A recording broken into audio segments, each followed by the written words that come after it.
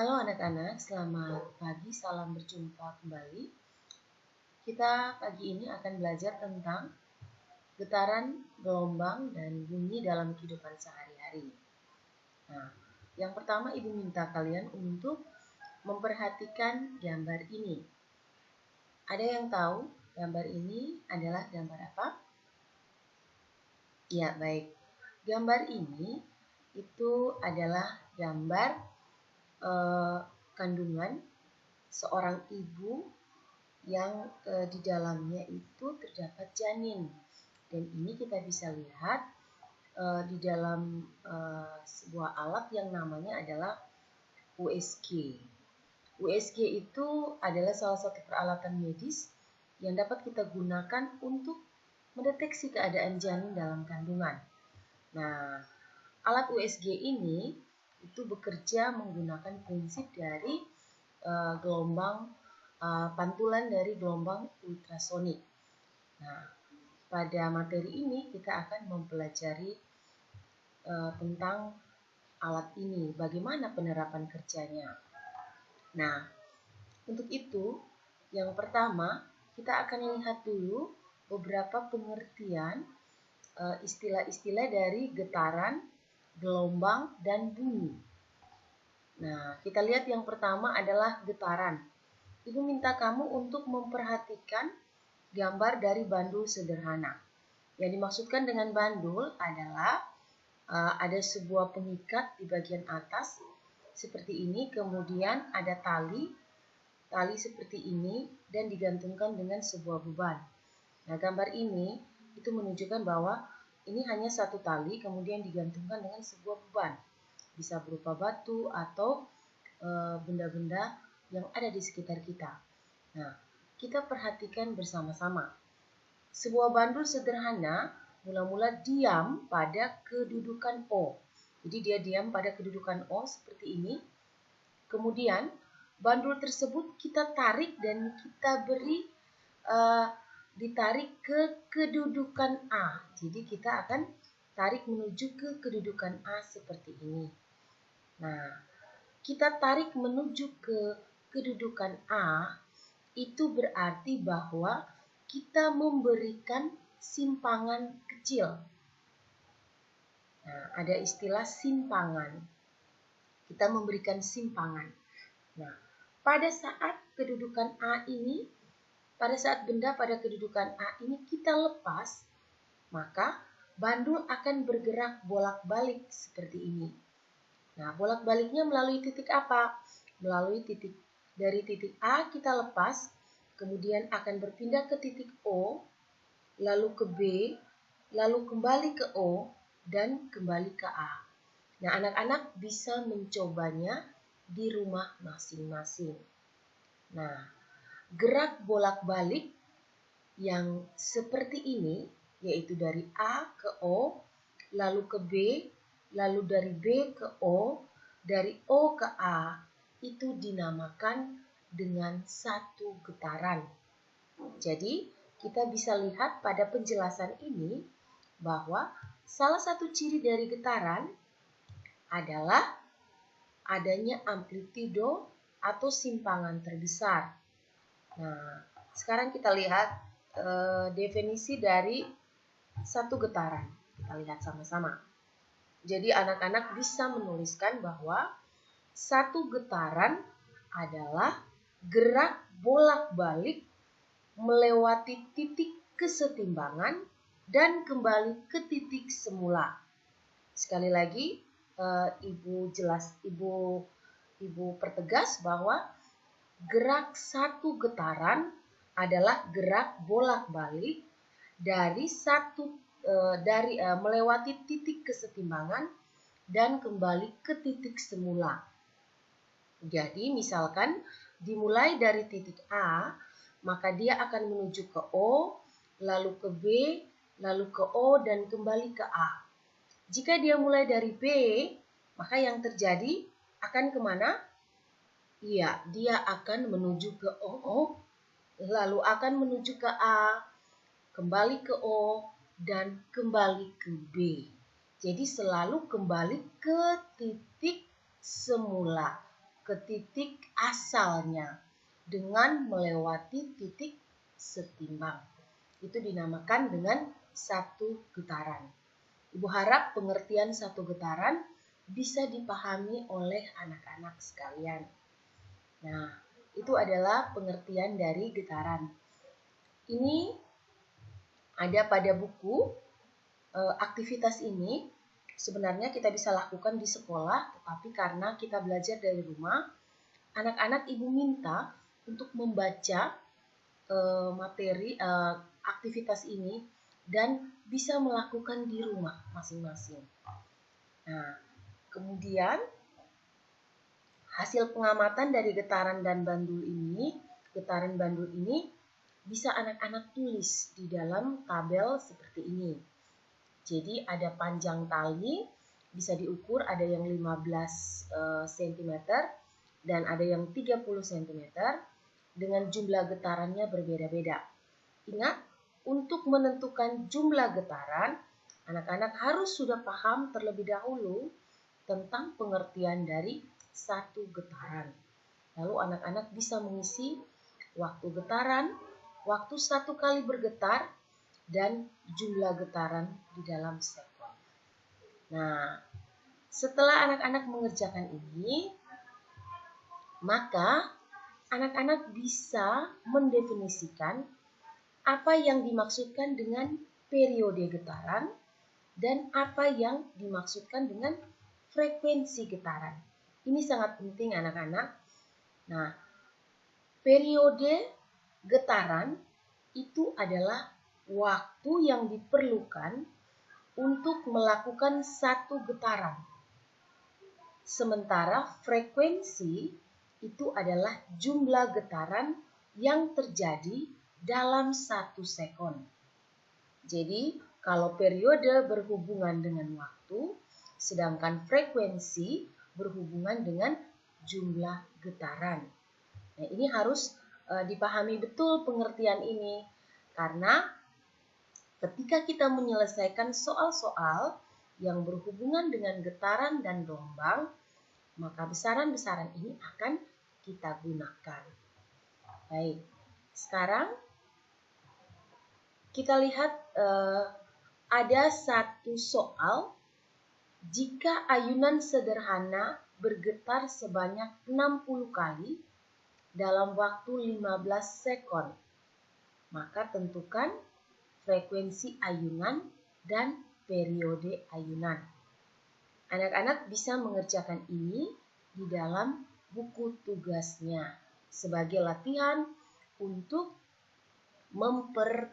memperdalam pemahaman anak-anak sekalian mengenai frekuensi dan periode ayunan. Kemudian kita juga belajar tentang gelombang.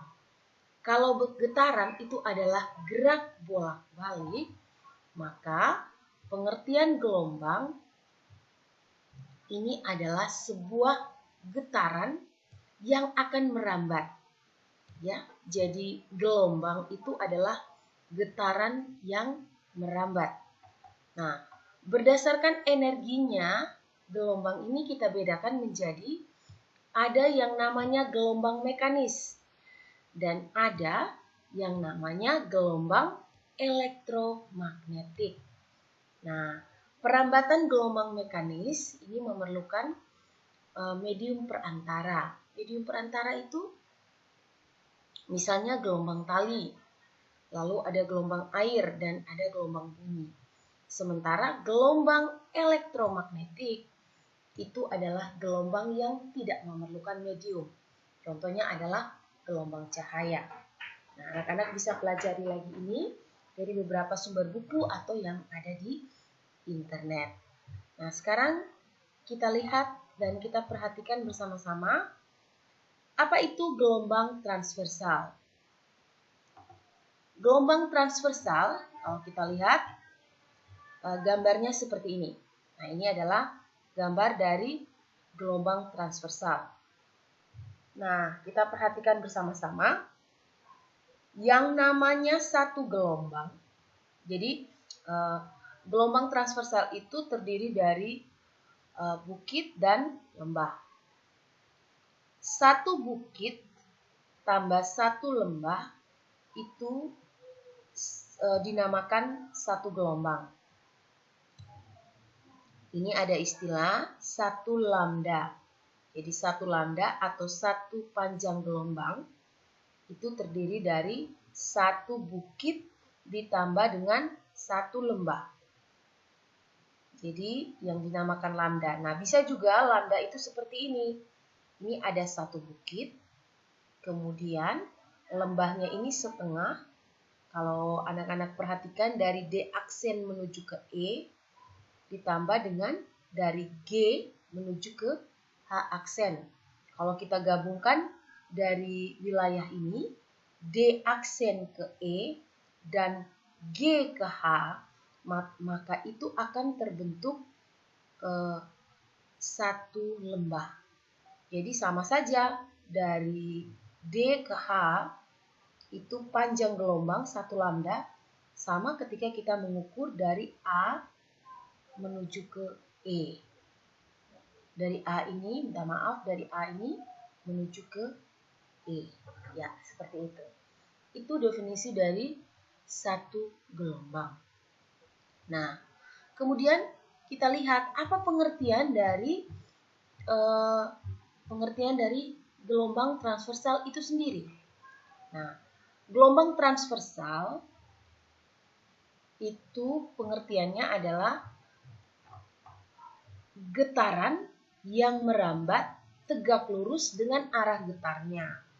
Jadi, tegak lurus dengan arah getarnya artinya bahwa arah getarnya ke atas. Kita menggerakkan, contohnya adalah gelombang tali. Ketika kita menggerakkan ke atas seperti ini, maka arah getarnya atau arah rambatnya akan bergerak ke arah sana. Sekali lagi, gelombang transversal adalah gelombang yang arah getar dan arah rambatnya, ini arah rambat ke arah sana, akan saling tegak lurus seperti itu. Itu adalah gelombang transversal. Nah, kemudian kita lihat gelombang longitudinal. Gelombang longitudinal, ya, kita lihat. Nah, apa itu gelombang longitudinal? Nah, kalau kita perhatikan, kalau tadi pada gelombang transversal, arah getar dan arah rambatnya saling tegak lurus seperti ini, kita menggetarkan ke atas, tetapi getarannya, arah rambatnya akan ke arah sana seperti ini. Berbeda dengan gelombang longitudinal. Gelombang longitudinal itu arah rambatnya sejajar dengan arah getarnya. Kita perhatikan ini. Ini ada di laboratorium kita. Nama alatnya adalah Slinky. Mungkin ada permainan anak-anak atau adik-adik di rumah yang rupanya seperti ini. Bisa juga dipraktikkan di rumah. Nah, ini ada contoh aktivitas yang bisa kamu lakukan di rumah. Seperti ini dan bisa kamu praktikkan sendiri. Sangat mudah untuk dipraktekkan. Sekarang kita lihat bersama-sama ini. Ini adalah gambar dari rapatan dan renggangan pada gelombang longitudinal seperti ini. Nah, kita akan menggerakkan arah getarnya ke sana, arah rambatnya pun ke arah sana. Kalau kita lihat dari arah getar dengan arah rambatnya, maka yang terjadi adalah arah rambat dan arah getarnya ini sama-sama satu arah atau searah. Maka kita dapat katakan bahwa gelombang yang kedua yaitu gelombang longitudinal itu adalah gelombang yang memiliki arah rambat yang sejajar dengan arah getarnya seperti ini. Ibu berharap anak-anak bisa membayangkan dan ketika membaca buku ini bisa mencobanya di rumah. Jadi ini rapatan seperti ini ada rapatan dan ada renggangan dan ada rapatan dan seterusnya. Lalu apa yang dimaksudkan dengan lambda? Kalau tadi pada gelombang transversal, lambda itu atau panjang gelombang itu atau satu gelombang itu adalah satu bukit ditambah dengan satu lembah. Nah, untuk gelombang longitudinal, lambda atau satu gelombang itu terdiri dari renggangan ditambah dengan rapatan seperti ini. Satu renggangan ditambah satu rapatan. Itu adalah satu gelombang atau lambda. Nah, sekarang kita lihat bersama-sama. Ini sangat penting. Bagaimana hubungan antara panjang gelombang, frekuensi, cepat rambat, dan periode gelombang. Ibu minta pada kesempatan ini kamu benar-benar memperdalam pemahaman kamu atau pemahaman anak-anak sekalian tentang apa sebenarnya panjang gelombang, frekuensi, cepat rambat, dan periode gelombang. Tadi kita sudah belajar di bagian terdahulu dan sekarang kita lihat bersama-sama di sini. Nah, ini bisa dibaca ya. Kamu pernah, tentu kita bersama-sama, ini adalah gejala alam yang sering terjadi dalam kehidupan kita sehari-hari. Ada cahaya kilat dan bunyi atau guntur. Nah, biasanya kita akan mendengar bunyi, jadi kita mendengar bunyi guntur beberapa saat setelah cahaya kilat. Jadi cahayanya ada atau cahaya kilat itu muncul, setelah itu baru terdengar bunyi guntur. Nah, walaupun guntur dan cahaya kilat ini selalu bersamaan, kita selalu lihat kilat duluan. Kita selalu melihat kilat itu akan muncul terlebih dahulu. Nah, apa penyebabnya? Nah, kalau kita jelaskan bahwa cahaya itu merambat dengan kecepatannya adalah 3 kali 10 pangkat 8 meter per sekon. Sedangkan bunyi, dia hanya merambat dengan kecepatan 340 meter per sekon. Jadi sangat jauh antara 3 kali 10 pangkat 8 dan 340. Sehingga apa yang terjadi? Ketika kita melihat, selalu cahayanya terlebih dahulu kita lihat. Cahaya kilatnya selalu muncul terlebih dahulu. Itu karena kecepatan cahaya jauh lebih besar dibandingkan dengan kecepatan bunyi. Nah, kalau kita lihat lagi cepat rambat gelombang itu kita lambangkan dengan V dan satuannya adalah meter per sekon. Jadi, kalau kita tuliskan seperti ini. V, yaitu tadi adalah cepat rambat. V adalah lambda per T. Jadi, gelombang menempuh jarak satu panjang gelombang yaitu lambda dalam waktu satu periode atau T. Jadi, V sama dengan lambda per T. Nah, kita tahu bahwa T itu adalah periode, V adalah cepat rambat, dan ini adalah lambda. Lambda adalah panjang gelombang. Kita tahu bahwa T sendiri itu adalah 1 per F. 1 per F. Maka, cepat rambat gelombang kita dapat nyatakan seperti ini. V sama dengan F kali lambda. Ibu ulangi sekali lagi. V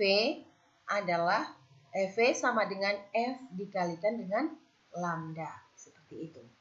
Jadi dua besaran ini perlu kalian ingat. V sama dengan lambda per T atau V sama dengan F dikalikan dengan lambda. Seperti itu. Nah, setelah kamu mempelajari ini, kamu bisa melihat contoh soal. Mari kita pelajari contoh soal ini bersama-sama. Gelombang pada permukaan air merambat dengan panjang gelombang adalah 2 meter. Jika waktu yang dibutuhkan untuk menempuh satu gelombang adalah 0,5 sekon, maka tentukan yang pertama cepat rambat gelombang, yang kedua frekuensi gelombang. Nah, yang pertama untuk menyelesaikan ini adalah kita mendata dulu apa yang diketahui dalam soal. Yang diketahui adalah lambda. Lambda sendiri adalah panjang gelombang, tadi adalah 2 meter. Kemudian T-nya adalah 0,5 sekon. Ditanya adalah cepat rambat gelombang V dan frekuensinya F. Maka sangat mudah kita tinggal menggunakan rumus yang tadi sudah kita pelajari. V V sama dengan lambda per T. Lambda sendiri adalah 2 meter. Dan T atau periode 0,5 sekon. Sehingga kita dapatkan bahwa 2 bagi 0,5 adalah 4 meter per sekon. Ibu minta anak-anak untuk bisa menyelesaikan bagaimana teknisnya 2 dibagi 0,5. Jadi ini anak-anak harus bisa pelajari di rumah kalau ada yang belum paham. Jika ada yang sudah paham, maka terus berlatih sehingga lama-lama menjadi terbiasa dan benar-benar paham tentang bagaimana cara membagi sebuah bilangan bulat dengan bilangan desimal. Nah, kita lihat, maka cepat rambat gelombang air adalah 4 meter per sekon. Lalu yang kedua yang ditanyakan adalah frekuensinya. Nah, bagaimana menyelesaikan frekuensi? Kita sudah tahu hubungannya tadi. F sama dengan 1 per T. Maka 1 dibagi 0,5 sama dengan 2 Hz. Jadi Hz ini adalah frekuensi, satuan dari frekuensi. Seperti itu ya anak-anak. Nah, pada minggu ini Ibu minta kamu untuk menyelesaikan 3 soal yang ada di dalam buku siswa kalian. Itu ada di halaman 145. Jika kita menggunakan PDF seperti ini, itu dia ada di halaman 145. Untuk halaman bukunya itu ada di halaman 127. Silakan anak-anak lihat 3 soal ini, kemudian anak-anak kerjakan di dalam buku tugasnya masing-masing. Jika ada yang belum paham, bisa bertanya antar teman atau bisa ditanyakan langsung pada kolom komentar sehingga langsung kita bahas secara bersama-sama. Oke anak-anak, tetap semangat sehingga salam sehat sehingga kita bisa melaksanakan pembelajaran kita walaupun hanya lewat online. Salam sehat, sampai jumpa pada pembelajaran selanjutnya. Dan terima kasih.